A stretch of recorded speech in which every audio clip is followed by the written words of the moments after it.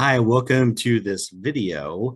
We are going to talk about play and specifically play within neurodivergent children. So this question we have in the title of this video is, do autistic children play? And so let's just jump right to the short answer and answer this with a big yes. Autistic children play. All autistic children play.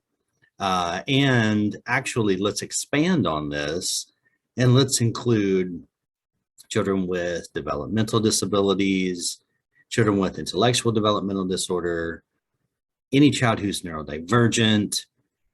All these kids absolutely 100% do play and do engage in play. And play is still their natural language. We have this idea historically that autistic children and other children who diverged from sort of the accepted or expected neurotypical standard didn't play, didn't understand play, wouldn't engage in play, didn't play, and thus any kind of therapy or approach using play with them would not be successful. This was wrong, wrong, and it's a very outdated, antiquated thought. Unfortunately, it does still persist a bit today, even though we've made a lot of progress.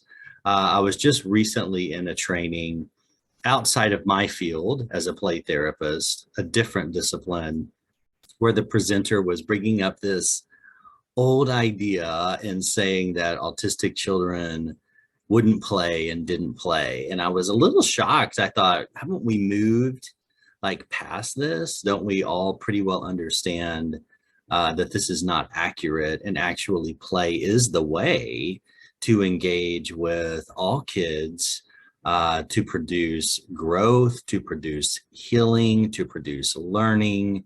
It's just such a valuable tool for the child and a process for the child. But anyway, it still does happen that people seem to have this idea that autistic children, other neurodivergent children don't play.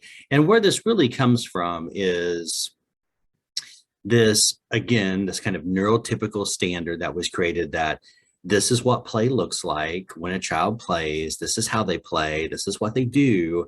And then we have this child who diverges from this.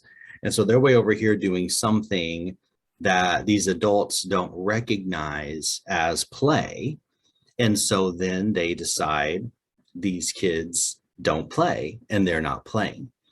And this is really just false thinking. It's judgment thinking, or it's really kind of ableist thinking at its heart. And so this is how this all got created, just this idea of not understanding that people can play in different ways, that kids can have different play preferences and ways that they engage and are playing that are meaningful to them, and not being able to understand that and then placing a judgment on it. This is how this all got started, and it's how it continues to move forward, this idea that neurodivergent kids don't play. So we know it's not true, right? They do play, and play is very valuable to them. One thing that's really nice is that a lot of people understand this. A lot of other fields and disciplines outside of play therapy have sort of caught up and have realized that, yes, play is important. Play is the process. Play is what we want to use in our particular therapy or our system, protocol, education, whatever we're doing with the child, whatever our focus is. Play is how we reach the child. It's what helps them process, learn, grow, heal, etc. So a lot of people have caught up to this idea. Just a little shout out to play therapy, because I got to do that. This is something that we've known for decades. We've been implementing play and seeing that play is the change agent for children for decades. We have known the power of this and the therapeutic powers of play. So it really is very nice to see other people catching up with this idea and now really putting it forth as this is what we got to do with all kids, not just neurotypical kids, but also neurodivergent kids. So there is something that can be different. And I think that's really important when you're trying to help other people understand that autistic and neurodivergent kids do play. And that is that they may do play that looks different from what somebody is used to seeing from a neurotypical child. So that experience may happen. It's completely okay. It's okay for each child to play the way they play, but the adult may need to understand that they may see play differently than the way that they're used to, and that doesn't discredit it, right? Now, some neurodivergent kids will play just the same as any neurotypical child would play, and the observation of the adult of the play would be play that the adult is used to seeing, right?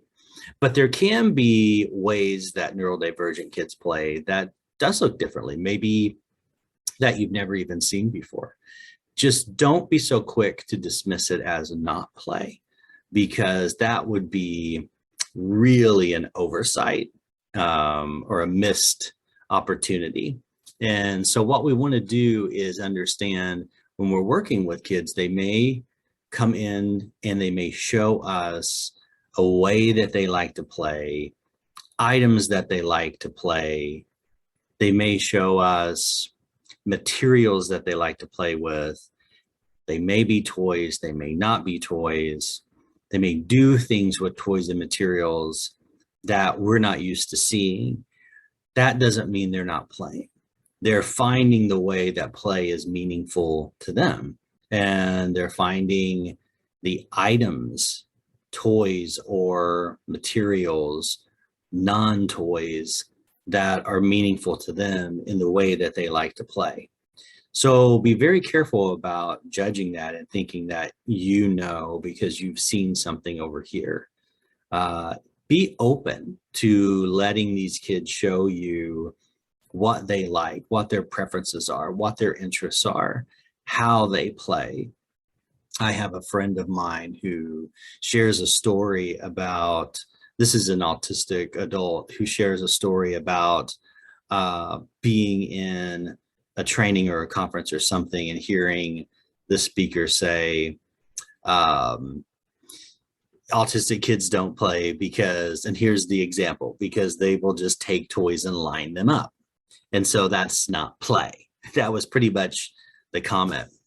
And he was kind of taken back and a bit upset because he remembered as a child that that's how he would play a lot. He liked to line things up. It was play for him.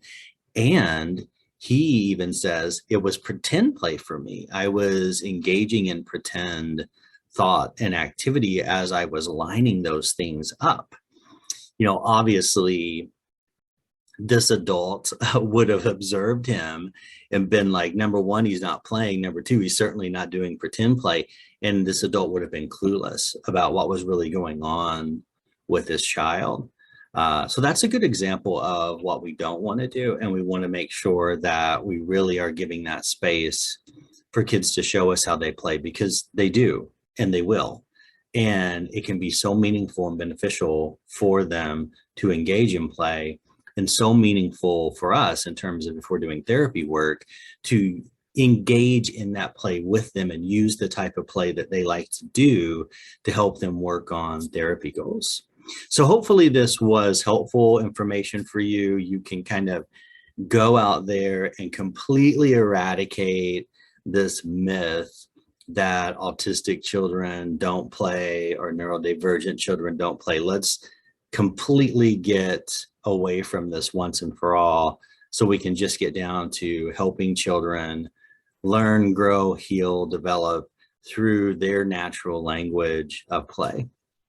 Please subscribe to our AutPlay channel. We love getting subscriptions, and just come back and watch more videos and connect with us in other ways through our website, our Facebook page, etc. Thanks for watching. Bye.